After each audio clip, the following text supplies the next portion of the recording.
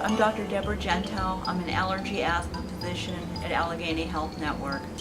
The problem is that many of these families, as well as the children, don't understand that if you take a controller every day for persistent asthma, you should be able to run and play and live a healthy life.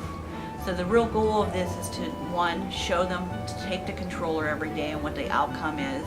And if you don't take the controller, you're going to run into trouble and potentially be sick and have to go in the ambulance to the hospital. The second thing is to really teach them which things trigger their asthma and to go ahead and avoid those. So, how do we plan to solve this problem? We are creating an engaging Android experience on mobile tablets where children can become a hero and take care of their asthma by learning to avoid their villainous triggers and also taking their daily medicine. So to get to this point, we had to do quite a bit of research on asthma and learning about it for ourselves.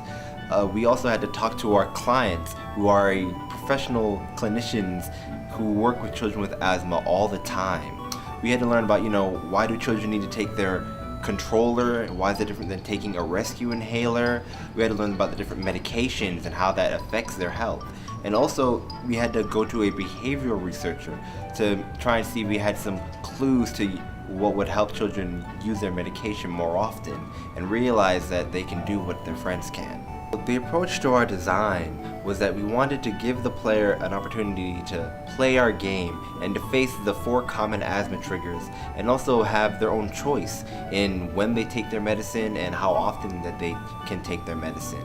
So in doing this, we have a core experience which is a platforming game where the child can face the 4 very common asthma triggers: smoking, cold air, disease with respiratory problems, and also pet dander.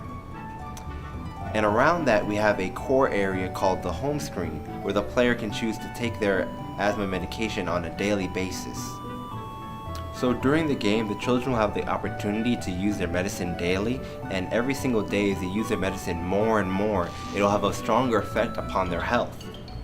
And we don't force upon this choice upon them. Every time they finish a mission, they come back to their house where they have the opportunity to try and use their medication again.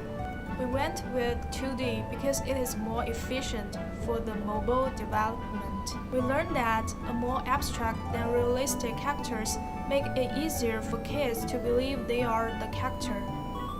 We found the children wanted ways to express themselves in the game, so we made alternative hero costume for them to obtain while playing. Triggers were made more realistic to help children make the connection to the trigger in real life. In our game, we have procedurally generated levels so that players can come back and play it again and again and have a fresh feeling every time. We used pre- and post-play tests to get feedback. During the playtest we did, we gathered their current knowledge about asthma and if they could know the triggers and how to manage it. We also improved our game after playtest. At first, children used only one finger to sweep, but right now we draw the 2 hands holding the tablet, so it will be better to teach and guide them.